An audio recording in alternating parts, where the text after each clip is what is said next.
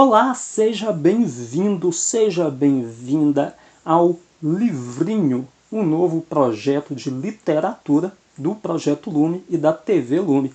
A partir de agora, semanalmente, eu vou indicar obras literárias, vou conversar um pouquinho sobre literatura, sobre produção literária, enfim. Então vem comigo porque a gente vai se divertir muito nas noites de segunda-feira. Para começar, eu escolhi um livro que fala sobre uma franquia clássica do cinema, tá? Chuck, Os Bastidores de Brinquedo Assassino, é um livro de Dusty McNeil e Travis Mullins e publicado aqui no Brasil pela editora Dark Side Books. O livro foi escrito, ao longo aí dos últimos anos, lá nos Estados Unidos, sendo a sua primeira publicação lá em 2022 e aqui no Brasil em 2023, essa tradução aí e esta versão brasileira. A tradução é da Gabriela Miller Larroca, tá? E, pessoal, não é a versão romanceada, tá? Como a gente tem costume aí em alguns casos, e sim a versão de bastidores, É um livro que visa aí contar os bastidores dos filmes Brinquedo Assassino, e assim como aconteceu com os bastidores de Massacre da Serra Elétrica e Sexta-feira 13, ele repassa todos os filmes, tá? No caso de Sexta-feira 13, Os Arquivos Sangrentos de Crystal Lake, o foco maior é o primeiro filme, mas os outros são passados ali rapidamente. O Massacre da Serra Elétrica, ele foca em todos os filmes, basicamente. E é o que vai acontecer aqui. Inclusive, o espaço dedicado é bem semelhante para todos os filmes. Isso é muito legal. Então, começando aqui com a apresentação, a capa do livro, ela lembra bastante a caixa do Chuck, nosso eterno brinquedo assassino. Aqui, olha, os motivos do filme, do primeiro filme principalmente. Esse aqui é uma reprodução da capa do terceiro filme, quem lembra aí. E aí, aqui do segundo filme, aqui um compilado de imagens, algumas imagens promocionais que nem chegaram a aparecer nos filmes, mas que ajudaram a vender a franquia. E aí nós temos uma divisão muito legal aqui no sumário, que vai falando sobre as entrevistas e tudo, sobre as partes, Cada parte equivale a um filme, que olha mais fotos daqui do primeiro filme. Aquela foto clássica do primeiro filme. E aí a primeira parte é bem interessante, porque o Dustin e o Travis, eles vão abordar a gênese aí do Brinquedo Assassino, um filme de 1988, um brinde aí. E é o seguinte, pessoal, o projeto, a ideia aí surgiu do Don Mancini, criador deste universo maravilhoso que são os filmes do Chuck. E o Don Mancini, ele inicia esse projeto alguns anos antes, mas ainda assim muito cru, muito vago. Inicialmente o boneco se chamaria Bud, teria uma outra vertente, uma outra pegada, nada a ver com o Damballa, o voodoo aí do filme e tal. Mas quando ele finalmente consegue vender os direitos para os estúdios, e aí a MGM assume, acontecem algumas coisas ali, acabam envolvendo também o David Kirshner, e que acaba sendo chamado para ser o produtor da franquia. Aliás, da franquia não, do primeiro filme ainda não tinha essa intenção de franquia. E aí o David, claro, traz o Don, que era o roteirista original e tudo, só que o estúdio queria alguém com mais prática, com mais experiência.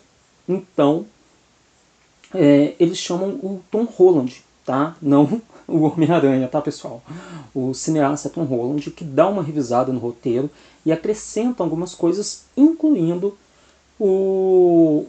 o sub-roteiro, a subtrama, né, que acaba tomando aí conta da cena, da tela, que é a subtrama do voodoo, né? Então ele vai mudando aí. Quem cria, né? E aí dá nome também ao personagem, né? Charles Lee Ray, inspirado em três assassinos da vida real. O apelido Chuck, né? Quem criou foi o David Kirshner, né? E o Don Mancini cria o personagem como um todo. Bom, só que o Tom Holland sai do projeto, né? Ele vai dirigir um outro filme, ele sai do projeto, e aí o estúdio contrata o John LaFia. E o John LaFia, ele dá uma nova repaginada ali no projeto, dá uma enxugada boa, e né, ao lado ali do Don e do David, ele dá seguimento. Só que aí o John LaFia, ele tem uma discussão com o pessoal do estúdio, ele sai também do projeto, e nisso já havia passado quase um ano que o projeto estava se encaminhando, e aí quem é chamado de volta? Tom Holland. Tá? E aí o Tom Holland, ele já havia terminado de gravar o filme que tinha saído, ele volta e resolve refazer, de certo modo, todo o roteiro. E aí ele muda muita coisa que o John LaFia e o Tom Holland haviam escrito e cria um roteiro quase que novo. Claro, a ideia central permanece, mas ele cria algo quase que novo. E isso vai dar uma confusão nos bastidores depois, porque cada um, claro, está defendendo o seu legado ali do Chuck. Né? Mas aí no fim, o estúdio, para tentar amenizar esses problemas todos, colocam então como roteiristas, né, como co-roteiristas, Tom Holland, John LaFia e Don Mancini. O Don Mancini sendo acreditado, claro, como criador, porque a ideia foi dele, mas para amenizar esses ânimos aí, os três entram como roteiristas. E o David Kirshner como produtor. Tá? E aí, nós temos então, finalmente, o início da produção do filme, o início das gravações, a escolha do elenco. E aí o Alex Vincent, que faz o Andy, ele quase não foi contratado porque ele estava atuando. Deixa eu explicar. O que acontece? Num determinado momento, ele precisava falar um palavrão. E ele estava constrangido em falar esse palavrão na frente da mãe dele, que estava acompanhando as audições. Então ele fingia que não sabia e tal. Aí por fim ele teve uma crise de choro e falou para a mãe dele, e a mãe dele voltou e falou assim: gente, ele estava atuando esse tempo todo, tá? Ele sabia todo o texto, ele fingia que não sabia, porque ele estava com vergonha de falar um palavrão na minha frente. E aí ele é contratado e dá vida ao eterno Andy Barclay. A Catherine Hicks, né, que se tornou a Karen Barclay, ela acaba se aproximando aí de um dos produtores de efeitos especiais e está casada até hoje com ele. E o Brad Dourif foi escolhido aí para fazer a voz do Chuck. Ele gravou todas as falas após o filme já estar pronto e tudo, mas ele estava presente desde o começo da gravação porque ele é, né, o Charles Lee Ray original. E uma curiosidade aí, a cena inicial do filme foi cortada porque inicialmente eles procurariam mostrar aí o Charles atacando uma mulher. Ele persegue uma mulher saindo de um bar, entra num beco escuro e tudo, e aí a mulher se revela quem? O detetive Mike Norris fantasiado. Tá? E aí começa aquela perseguição. Só que eles queriam que o filme já começasse de uma maneira agitada, animada, ali para prender o público. Então eles cortam toda essa introdução, mas se você prestar muita atenção na cena inicial do filme, você vai ver o detetive Mike Norris jogando fora seu vestido. Tá? Eu não tinha prestado atenção nisso, confesso. Fui prestar atenção depois que eu li o livro. Então vale muito a pena rever o filme e prestar atenção nesse detalhe.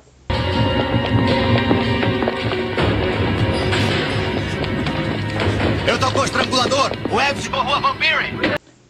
E aí, o filme segue, é gravado e tudo. Depois tem uma parte ali de edição e tal. Só que aí o filme estava com quase 2 horas, então foi retirada cerca de meia hora do filme. Isso foi algo atribuído ao Tom Holland, o que aumentou ainda mais a animosidade entre ele e os seus parceiros, mas enfim, o filme termina aí com cerca de 1h30. Bom, a MGM acaba, né, lançando o filme e ele se torna um sucesso. Tá? Ele consegue ali, ele estreia em novembro de 1988 e ele se torna um clássico dos cinemas, inserindo Chuck aí, né, na galeria dos grandes assassinos slashers, que já tinha aí para conta o Leatherface do Massacre da Serra Elétrica, Jason Voorhees de Sexta-feira 13 e Fred Krueger de A Hora do Pesadelo. Então Chuck entra aí para essa grande galeria de assassinos slashers. E é claro, com esse sucesso, uma sequência, obviamente, iria sair. Mas entra aí um grande problema. Inicialmente a MGM estava sim disposta a fazer uma sequência do filme. Tá? Ela queria fazer uma sequência do filme. Só que ela começa, né, um processo ali de reformulação e tudo mais, e ela pode ser comprada, ou pelo menos parte dela ser assumida, por um estúdio fora dos Estados Unidos. Né, um estúdio grande e tudo mais. E os diretores desse estúdio não estavam muito afim de investir em terror, não. E aí, o que a MGM faz? Chuck está arquivado. A gente não vai mexer com Chuck. E aí, é claro, começam ali algumas negociações para vender o personagem para outros estúdios. Então, Warner, Disney. E aí, por fim, a Universal compra os direitos.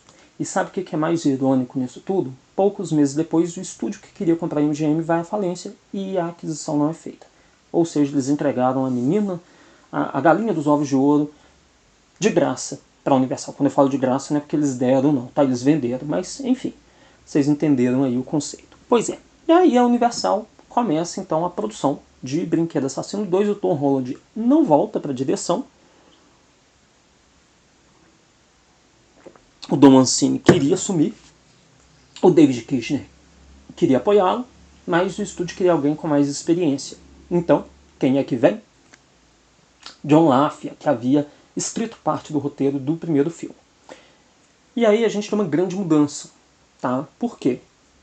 O John LaFia, ele aceita o Tom Holland no set de filmagens, algo que não havia acontecido tanto no primeiro filme, e o Tom Holland estava sempre lá. E aí o Tom Holland escreve esse roteiro, mostrando os eventos após Brinquedo Assassino 1, o John LaFia faz uma revisão. Quem volta também é o Kevin Yagher. Tá? O Kevin Yagher ele vai ter um papel fundamental ao longo da franquia, porque praticamente o desenho, né, é dele. O desenho do Chuck é dele. E os bonequinhos, as marionetes usadas no filme, também foram criações dele. Então volta essa equipe aí, né, Tom Holland, David Kirshner, o Kevin Yagher e agora o John LaFia na direção. E aí a gente tem uma continuação. E é uma continuação muito legal. Ela vai mostrar ali os eventos após o Brinquedo Assassino 1, ainda focados, né, os eventos focados no Andy Barclay, só que a mãe dele agora está internada, né, então a Catherine Hicks não aparece no filme, exceto por uma foto pequena, quando o Andy vê a foto.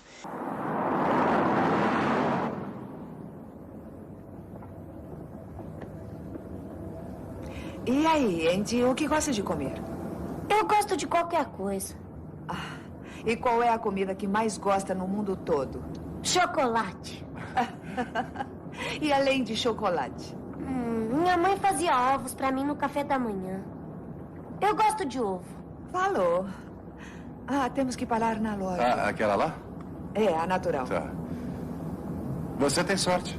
E agora a gente vai conhecer a família Simpson. Mas calma que não é nem Homer, nem Marge, nem aquela cambada de criança chata, não. Tô brincando, gente. A família Simpson que vai, né, ter a guarda provisória do Andy até que a mãe dele saia do hospital psiquiátrico. Algo que a gente nunca vê durante os filmes. Bom, Então a gente tem, né, uma mudança. Agora a gente não tem mais o apartamento lá do centro de Chicago, a gente tem uma casinha no subúrbio bonitinha, e o Andy vai morar com essa família que também tem a tutela de Kyle, vivida aí por Christine Elise, né, e que vai se tornar uma personagem tão importante na franquia quanto o Andy. Bom, o Andy continua sendo vivido pelo Alex Vincent, tá? Um pouquinho mais velho, mas ainda o Alex Vincent. Inclusive, uma curiosidade aí, o Alex Vincent decorou o roteiro do primeiro filme, tá, pessoal? Ele tinha só 6 anos. Outra curiosidade, a irmã do Alex Vincent fez uma ponta como Chuck no primeiro filme. Eles precisavam de uma tomada do Chuck correndo atrás do sofá, só que o boneco não correria do jeito que eles queriam. E o Ed Gale, que era o ator com nanismo que fazia o Chuck em algumas cenas, seria grande demais para o tamanho do boneco. Então eles acabaram colocando a irmãzinha do Alex Vincent, uma menininha de 4 anos, vestida com a roupa dele, e aí a assistente solta ela, a assistente de direção solta ela, aliás, a produtora de elenco solta ela de um lado e a mãe dela pega ela do outro, então ela vai correndo e eles filmam essa cena. Para a cena em que a Karen descobre que o Chuck está vivo, joga ele no chão e ele rola para debaixo do sofá, para ter um efeito convincente, eles fizeram um piso inclinado. Então, quando o boneco cai no piso, ele automaticamente vai rolar. A gravidade faz o trabalho ali, tá? Mas, voltando agora para o filme 2. Então, nós temos essa casinha do subúrbio, e o filme começa, né, fazendo essa mescla aí de imagens entre o Andy chegando na casa nova e o Chuck sendo reconstruído. A empresa pegou o boneco, conseguiu o boneco original queimado lá do fim do primeiro filme e está reconstruindo esse boneco. E aí, o aparelho que vai colocar os olhos no boneco trava, e quando o funcionário vai, né, acionar a máquina ali de novo, a máquina é eletrificada, né, dando um choque ali no funcionário e fazendo com que o Chuck volte à vida. Mas a gente ainda, né, os personagens ali ainda não sabem que ele está vivo, tá? Existem 2 cortes para essa cena. A versão comercializada, a versão de cinema e tudo mais, e que saiu em DVD e tal, nesse momento a tela escurece, aí a gente já passa rapidamente ali pro resgate chegando e a gente vê o Chuck do outro lado da sala. Já na versão estendida, nesse momento a cena escurece, a gente ouve passos e o dono da fábrica falando que o funcionário ainda está vivo, e aí quando as luzes se acendem, a gente vê o boneco longe, mas a gente ouviu esses passos dele e a gente vê o resgate chegando para pegar o funcionário. Então, a gente tem essa dualidade aí das cenas. Bom, pouco depois, vocês sabem, né? O nosso assistente aí do dono da fábrica vai se tornar uma vítima também do Chuck. Ele pega o boneco, para comprar uma bebida, o boneco descobre ali onde o Andy está e aí liga, né, para o serviço de proteção à criança. A mulher fala para ele para onde o Andy foi, algo meio duvidoso de se acontecer na vida real, mas enfim, estamos falando de um filme de brinquedo assassino. E aí o Chuck sequestra este homem e faz com que ele o leve até o bairro onde o Andy está morando. Bom, e aí neste momento nós temos uma curiosidade, tá? Que, embora não tenha sido confirmada oficialmente por nenhuma das partes envolvidas, fontes próximas aí da produção revelam, né, que o boneco Tommy, que aparece ali na casa da família Simpson, recebeu esse nome como uma forma de homenagem ao Tom Holland. Uma homenagem estranha, né, já que eles haviam brigado na produção do primeiro filme, e aí eles homenageiam esse boneco com o nome de Tom Holland apenas para o Chuck matá-lo algumas cenas depois. Enfim,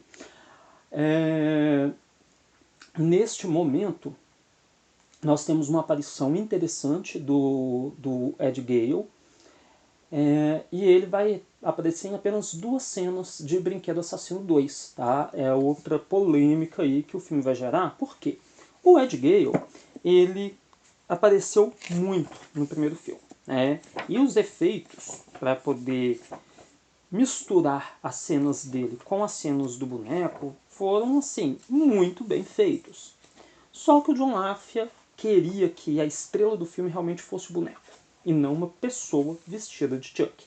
Então, ele aparece apenas na cena em que ele está, né, visto de cima, e a sombra dele na cortina, né, mais pra frente lá do fim do filme.